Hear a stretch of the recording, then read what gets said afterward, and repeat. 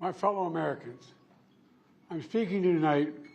I'm surrounded by portraits of extraordinary American presidents. Thomas Jefferson wrote the immortal words that guide this nation. George Washington, who showed us presidents are not kings. Abraham Lincoln, who implored us to reject malice. Franklin Roosevelt, who inspired us to reject fear. I revere this office, but I love my country more. It's been the honor of my life to serve as your president.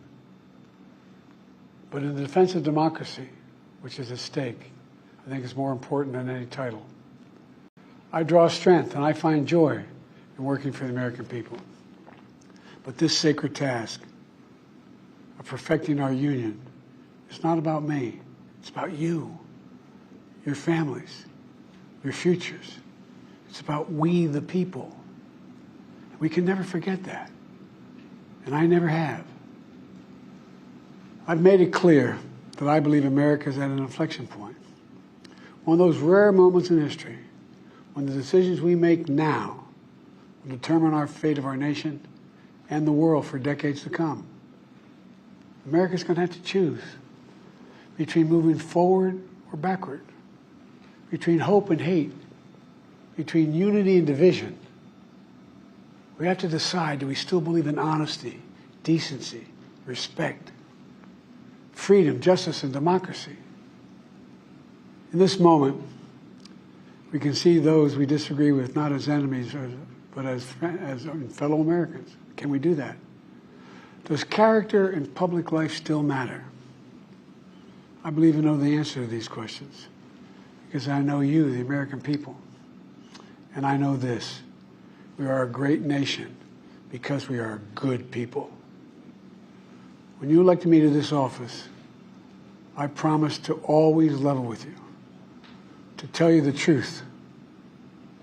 And the truth, the sacred cause of this country, is larger than any one of us. And those of us who cherish that cause, cherish it so much, a cause of American democracy itself, must unite to protect it. You know, in recent weeks, it's become clear to me that I need to unite my party in this critical endeavor. I believe my record as president, my leadership in the world, vision for America's future, all merited a second term. But nothing can come in the way of saving our democracy. That includes personal ambition. So I've decided the best way forward is to pass the torch to a new generation. That's the best way to unite our nation. You know, there is a time and a place for long years of experience in public life. There's also a time and a place for new voices, fresh voices, yes, younger voices. And that time and place is now. Over the next 6 months, I'll be focused on doing my job as president. That means I'll continue to lower costs for hardworking families, grow our economy. I'll keep defending our personal freedoms and our civil rights, from the right to vote to the right to choose. I'll keep calling out hate and extremism. Make it clear there is no place in America for political violence or any violence ever, period. I'm going to keep speaking out to protect our kids from gun violence. Our planet from climate crisis is the existential threat. And I will keep fighting for my cancer moonshot so we can end cancer as we know it, because we can do it. And I'm going to call for Supreme Court reform because this is critical to our democracy, Supreme Court reform. You know, I will keep working to ensure America remains strong and secure and the leader of the free world. I'm the first president in this century to report to the American people that the United States is not at war anywhere in the world. We'll keep rallying a coalition of proud nations to stop Putin from taking over Ukraine and doing more damage. We'll keep NATO stronger, and I'll make it more powerful and more united than any time in all of our history.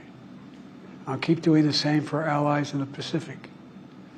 You know, when I came to office, the conventional wisdom was that China would inevitably surpass the United States. That's not the case anymore. And I'm going to keep working to end the war in Gaza, bring home all the hostages, and bring peace and security to the Middle East and end this war. We're also working around the clock to bring home Americans being unjustly detained all around the world. You know, we've come so far since my inauguration. On that day, I told you, as I stood in that winter, we stood in a winter of peril and a winter of possibilities. Peril and possibilities. We're in the grip of the worst pandemic in a century.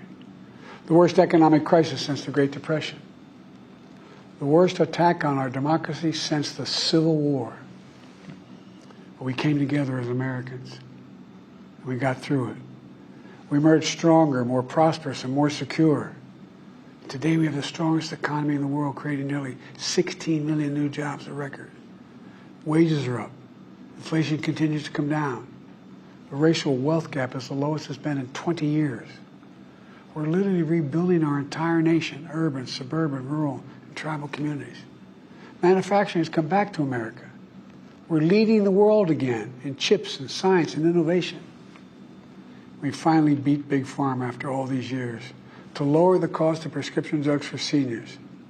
And I'm going to keep fighting to make sure we lower the cost for everyone, not just seniors.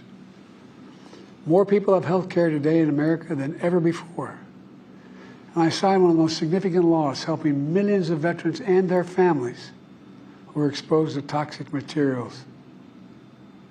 You know, the most significant climate law ever in the history of the world. The first major gun safety law in 30 years. And today, the violent crime rate is at a 50-year low. We're also securing our border. Border crossings are lower today than when the previous administration left office.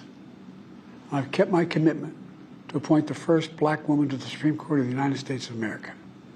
I also kept my commitment to have an administration that looks like America and be a president for all Americans. That's what I've done. I ran for president 4 years ago because I believed and still do that the soul of America was at stake. The very nature of who we are was at stake. And that's still the case. America's an idea. An idea stronger than any army, bigger than any ocean, more powerful than any dictator or tyrant. It's the most powerful idea in the history of the world. That idea is that we hold these truths to be self-evident. We're all created equal. Endowed by our Creator with certain inalienable rights. Life, liberty, pursuit of happiness. We've never fully lived up to it, to this sacred idea, but we've never walked away from it either. And I do not believe the American people will walk away from it now. In just a few months, the American people will choose the course of America's future. I made my choice. I've made my views known. I would like to thank our great Vice President Kamala Harris. She's experienced, she's tough, she's capable. She's been an incredible partner to me and a leader for our country. Now the choice is up to you, the American people. When you make that choice, remember the words of Benjamin Franklin hanging on my wall here in the Oval Office, alongside the busts of Dr. King and Rosa Parks and Cesar Chavez. When Ben Franklin was asked, as he emerged from the convention going on, whether the founders have given America a monarchy or republic, Franklin's response was, a republic, if you can keep it. A republic, if you can keep it. Whether we keep our republic is now in your hands. My fellow Americans, it's been the privilege of my life to serve this nation for over 50 years.